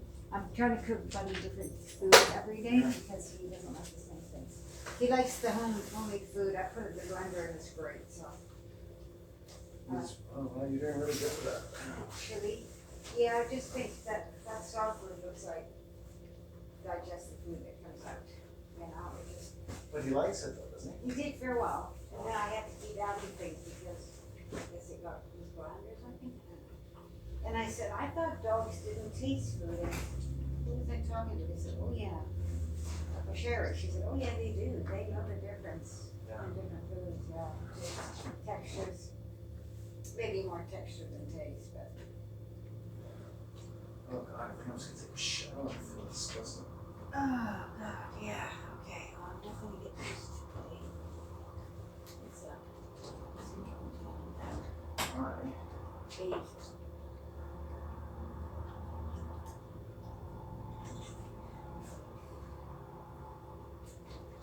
I'm disgusting. I'm taking a shower.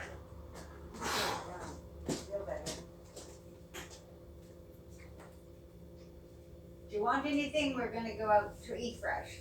I think I'm fairly stocked. Fairly well stocked. Thank you. Well, you are with kombucha. It takes up the whole fridge now. Yeah. Well, I've just been buying them whenever I can, I guess, and I like having them around. I love like, I went through like probably 2 chocolate bars today, but I love having everything I need. And also, even though I'm not walking as much and I may gain a little weight or whatever, it's just, it's like, I've always been about like, do what you need to do. And it's like, I'm not going to walk for its own sake.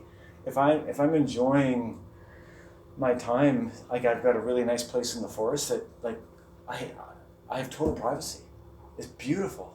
Rain, squirrels, birds, like I spent 6 hours there. Wow. Just sitting in a chair, walking around and stretching my legs and taking a pee when I need to. And it's just like, there's enough to think about. It's like Anastasia, remember? Yeah. It's a good place to think. The woods is a really great place to think. Yeah. And it's just, I'm so interested in so many subjects, and it's better than going to a library. You know, because the basic part of thinking is being a human being. That's the basic part of thinking. I gotta get a shower. You heard it here first.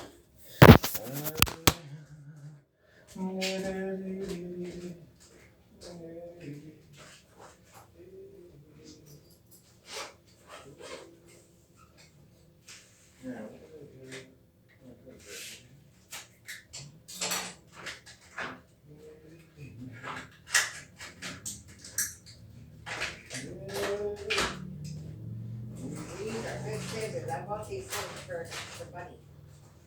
We've got a couple of areas of tonsillitis. Damaged ulcer. When we're in the mood, you hold them. I'm gonna cut it. One little where it's like over his eye, and I think it bothers him. Oh, You don't have to do it now, or even today. Just sometime. These are excellent scissors. Where should I keep them? I think in my drawer. oh my goodness.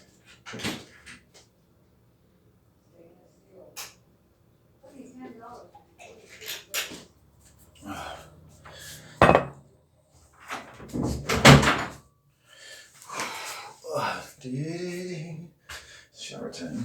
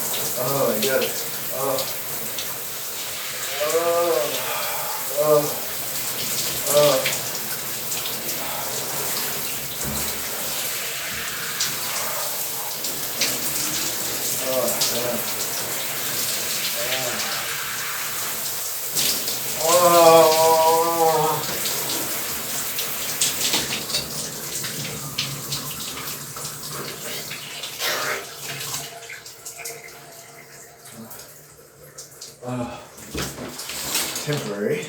Just to get enough of that cold out of there. Cleanse.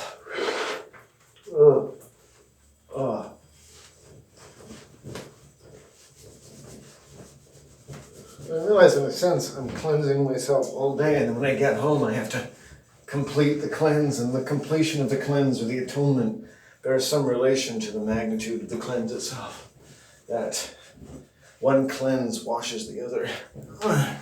You may become poor and destitute and yet be cleansed in many ways, but at some point you need to cleanse yourself in a way proportional to the cleansing. You need to cleanse yourself of the cleansing. The cleansing must be given up for another kind of cleansing. Your work may cleanse you. It may purify your sins to society. It may pay your debts to the great arbiter in the sky, who seems to have the controls of your mind and how he has got it, and whether or not you should pursue such an ambitious conquest of the minds of other men, even beneath the passable subterfuge of doing your job, remains another question entirely, which most people, in despite every attempt that is to be credited to them, never manage to articulate that question. Not to themselves, not to others, not when there are so many important things to broadcast to the airwaves, like the size of your tits, or the turn of your mind when it comes to the latest in an endless succession of perfectly impotent elections, with which we constellate the heavens and the cause celebres of our contained or our common contagious diseases of the mind, and of the principles of the mind, and of the first orders of our kind, that we first are under no orders to be anything more but sublimely absorbed with all the life that we are most naturally absorbed with, and not like the fetus is absorbed by the mother's womb, but like the fetus or the young child who is not here to feed us is appropriately absorbed with what was first so absorbed with us that we were not absorbed, but rather born. Commended. Oh God, I think my mom is talking to someone. Jesus. I hear her cackling like voice, and I hope to hear messages and notices that she has sustained the curse which I have set upon her in a very friendly way, as much as she is a very friendly curse in her way. And many like her are just the most friendly curse to her fellow men. And her children are 2 young sons, twins, are brain dead, and she's even now making money off of them, right? Fraudulently. So she's chosen what kind of person to be, and that she has had no trouble in bragging about her accomplishments in the realm of deceit. I am rather in receipt of her desire to be cursed by me.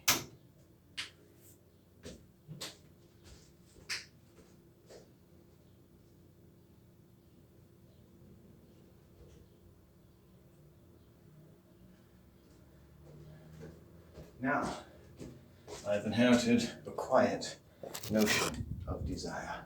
A streetcar named Desire, written by a man who lives with his mother and hasn't had sex at the age of 46. Now that is a streetcar named Desire. Ding, ding. The wheels of the bus go round and round. Oh. Now, what are we to do? I tell you what we're to do. We're going to make chip dip. Very simple, poor man's chip dip, which is made, which is not to be said to be poor in taste or grandeur. In the fabled traditions and the great fraternities of the ordering together of various herbs and spices into a suitably pleasant orgy of heterogeneous delight. I thereby, and in their name, mix Hillman's mayonnaise with French's mustard. Here we go. Mayonnaise. I know that I went through a good deal of it yesterday, so I was like, you know what? This stuff is good. keep eating it. It's like, this stuff is good. It's like, damn, that's good. And let's see. Other ingredients that I find notable are cayenne pepper. This is 40,000 HU organic cayenne pepper. And let's just say I like a little HU. And just regular pepper. Get a little bit on there. And salt. Always important. And I said, this is the last of this mustard. Look at that. It's like the crap I did earlier. It looks just like my crap, my darling. It looks just like my crap. And then VH teriyaki sauce, which I don't find terribly overpowering, so I'm going to put a fair bit of it into here today. I'm not even really into eating that much right now, quite frankly, but I'm going to make some food because I know I'm going to sit down and know I need a bath still. But I'll just mix that up. I've actually put in the past sunflower seeds in there as well. It makes a nice salad dressing. And we'll just mix that, of course. Very good. Move some of the lumps out of there. And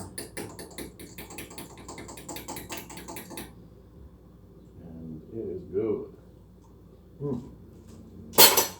So, we'll try it with a chip. Let's see here, the chip and the dip. Very good.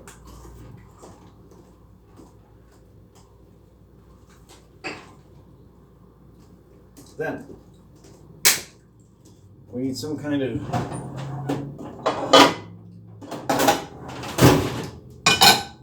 going to do some kind of omelet, I think. And I need a bowl for some wet raw cereal and fruit. Good. While that pan is heating up, I really have to change my dietary fortunes. It's looking beleaguered. Normally I would make some toast, but I feel like I have way too many carbs this year.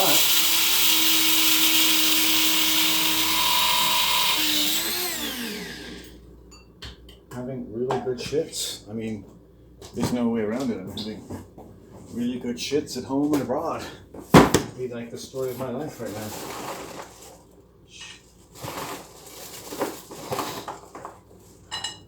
Okay, so this pan is getting hot. The pan is getting hot. I don't know what to do. Gonna have to make some eggs for me and for you. This pan is getting hotter. Hotter than hell.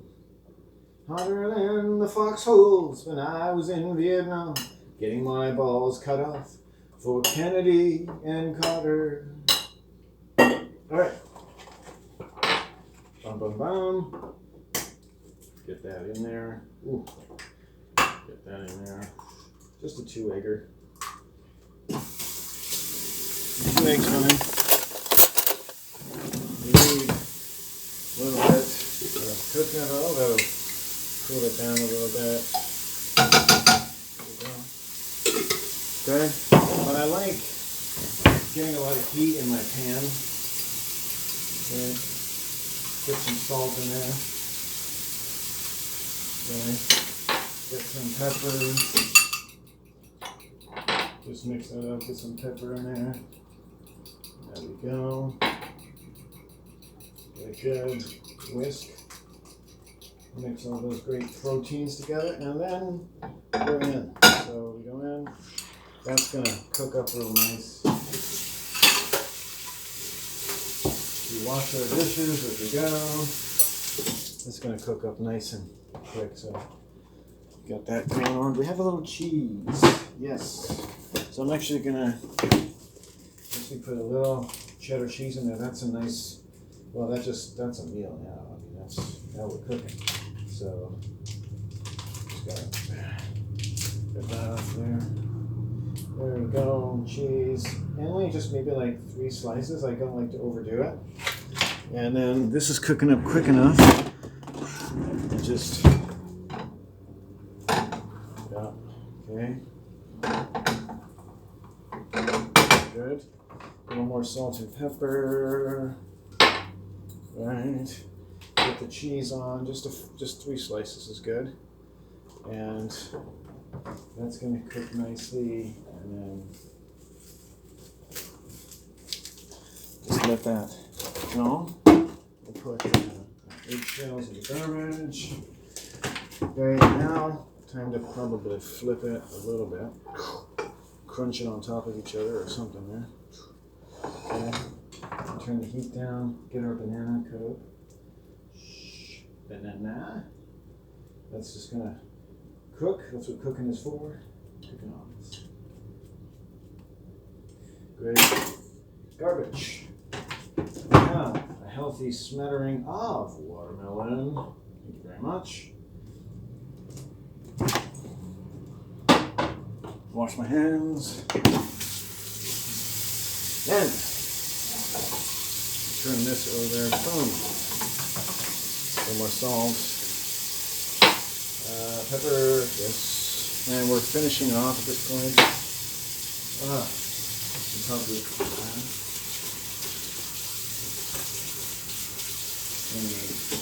Very cost effective there.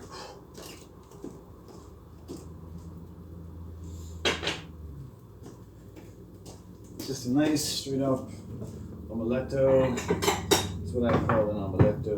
Here we go. And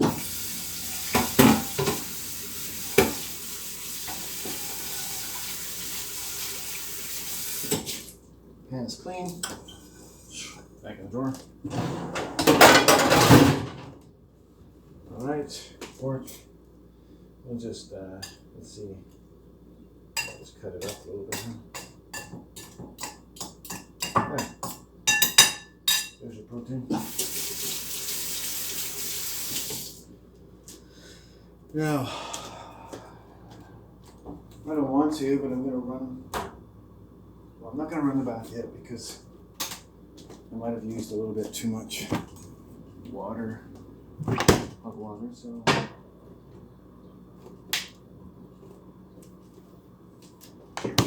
Sit down.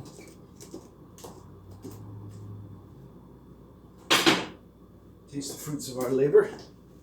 The fruits of our labors now. They be very good indeed. The fruits of our labor. Don't be beleaguered by the fruits of your labor. Liebersmith and Hammersmith and I. Oh God. Okay. Don't be inhibited by the fruits of thy labors. Let them multiply like the sprouts of the grainy vineyards where Jesus pollinated the maidens of yesteryear. Okay, with the elders of Zion, the imperatives of Confucius, and the edicts of Rome. Okay. Not bad. Let's try the chips and dip.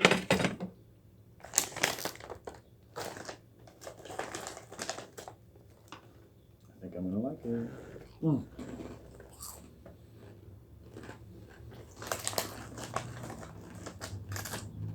And then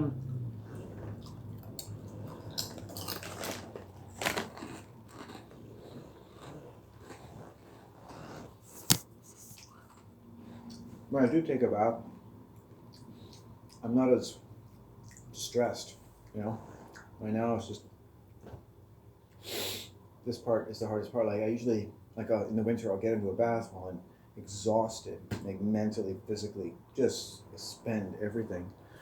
And then I've got to heat up my body to like molten levels over a period of 15 minutes and then let out the bath and then decide whether I can lay there a lot or to get up and, you know, warm my body and put some socks on and just keep nourishing myself. And then quite often I'll be in bed and asleep within 2 hours and get up and do it the next day.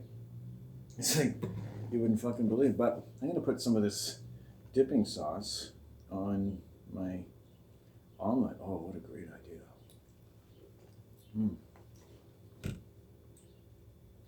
Oh, genius was born. Gordon Ramsay should come and check this out. I'm like, have you ever looked for peasant cooking? You know, come back to the peasant level, Gordon. I mean, come on, when you were, what, 12? Didn't you make food? Like, he's always saying stuff like, oh yeah,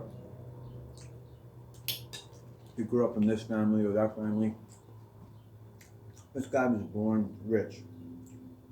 I'm sorry, but you don't go from working class. I know the working class are not going to like this, but you don't go from working class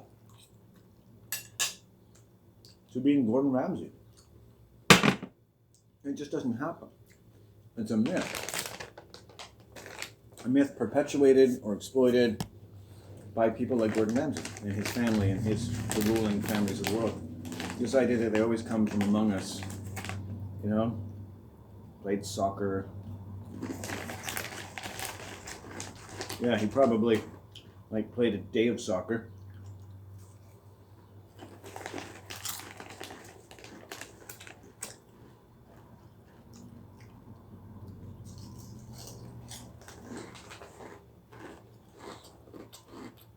With his chums, maybe chumps from the local borough.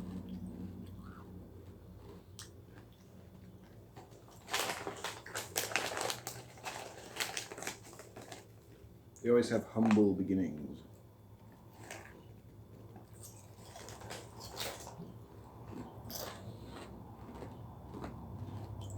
Next you know, they'll be telling you the great Caesars of Rome were born from the poorest people.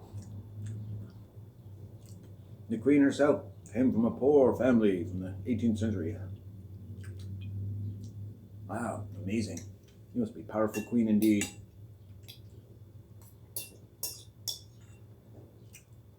There are stories here on Vancouver Island about the Queen, you know, and it's like older people and even women in middle age basically vying to be as old and useless as possible.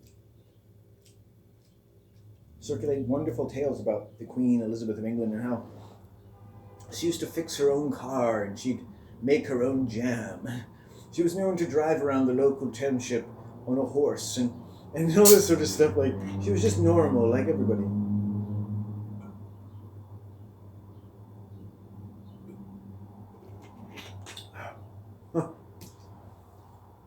Power of belief.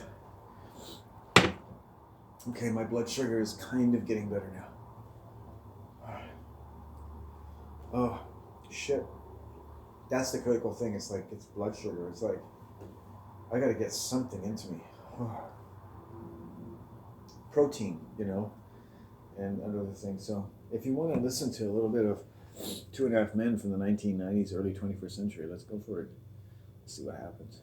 I'll pause it and comment on it. I can do the sound. Maybe I shouldn't probably show the picture.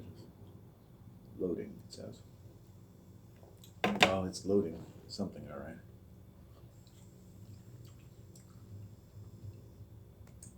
right. Here we go.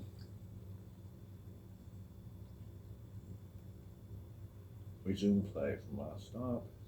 Disc 3, 2.5 Men, Season 2. I need one. Okie dokie, artichoke, ciao for now. Okay, so he's got a gay friend, homosexual friend. What? Something you want to tell me? Huh? Oh, that's Eric. He's the head of a big ad agency. He throws a lot of jingle work my way. He wouldn't happen to be gay, would he? What difference does it make, Alan? A person's sexuality is a very private and personal thing, and has no relevance in the business world. But he is gay. Oh, yeah. You know, it's okay to call him queer again. Good to know. Would it be fair to assume that you've led him to believe that you are of a similar persuasion? Not deliberately. I kind of sort of backed into it. Excuse me? Okay, poor choice of words. When we first met, I found myself falling into his, what do you call it? Futon? No, his manner of expressing himself, the tone, the gestures. It's like when you talk to a southerner, you start saying y'all and grits and tobacco. Oh, Charlie. It's harmless. He throws a lot of work my way, and I want him to feel comfortable with me. And how far do you go to make him feel comfortable? Don't worry, I just sparkle a little bit. I don't burst into flames. I don't know how you live with yourself. Actually, I don't live with myself. I sparkle a little bit. I don't burst into flames.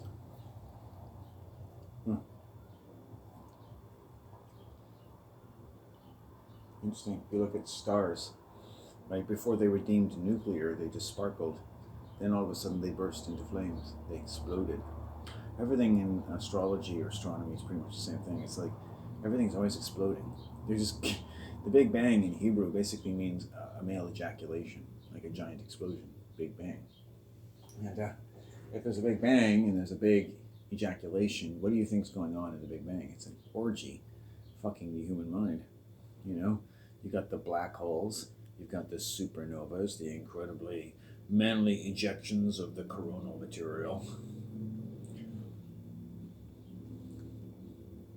It's Apollo, right? They cover up what the sun really is. It's like nuclear explosions. I mean, a Nobel Prize winner who had ALS for some incredible amount of time, 50 years. I had a friend who had it for 2 years and died, who came up with this idea that, or didn't come up with the idea, but articulated it for lay people, how stars are nuclear and how they feed off certain kinds of heavy elements and then on heavier elements, and how they blow up and then release the resulting fertilizer to the rest of the universe, which then forms into planets and the Earth, and that's why the Earth is really made of the explosive bituminous material of ancient stars, which themselves were born from protracted contractions of various aspects and warps of time and space and all the strings thereof. And kind of explains it, a brief history of time, like what an incredibly maudlin and arrogant way of talking about human genesis.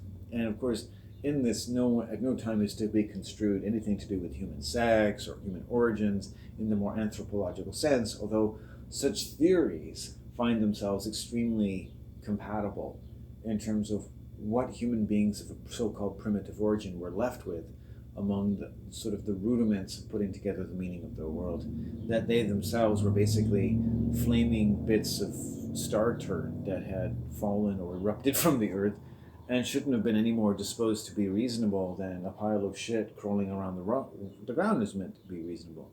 It is, the reason is the realm of fantasy, and whoever holds the more control of the human imagination basically gets to say what is reasonable and what isn't, and so on, in a rather tautological manner that sees evolution proven by evolution, and the Big Bang is basically scarcely proven by anything but the Big Bang. Kind of an Ouroboros or toroid of human communist deception. Again, in no point is to be read anything about human sex, and yet you'll notice these terms, bursting into flames and sparkling, are absolutely about a certain derivation or deviation from human sex and the advancement of the creative principle of living communication. That's my little thought on that. I have a significant other. What? And we're both invited to a cocktail party Saturday night. What?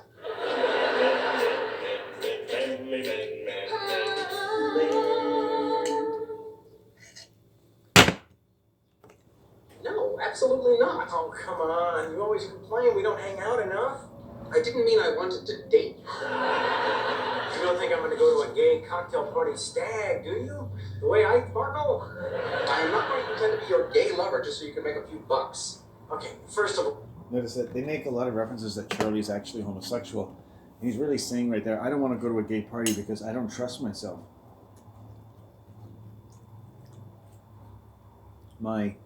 The innocent description of why he tends to want to emulate homosexual patter betrays actually a much more homosexual explanation.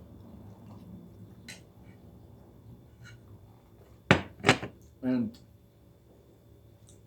in his sex life, Charlie is always going through women and prostitutes. He's very much on fire for women, and they always describe how his fire for women really has to do with maternal trauma. He's a damaged person. He leaves women in a lurch, but they're really also guilty in themselves of, in any sense, that they've actually expected to be anything else other than what he is. So they're really deluding themselves, and so he gets away with it because his victims basically are to be seen as at least as much guilty of the indignities they suffer from as he is, and they're as much mad at him as they are in themselves. He's basically not even really heterosexual.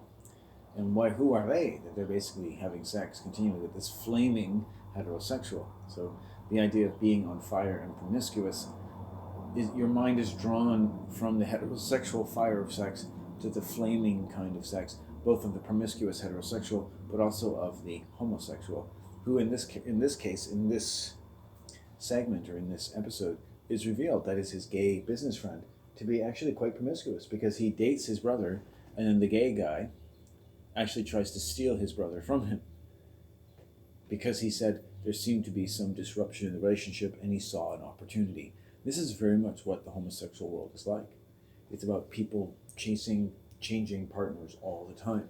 That's why I say, like, homosexual marriage is actually a blessing to homosexuals because their biggest enemy is each other.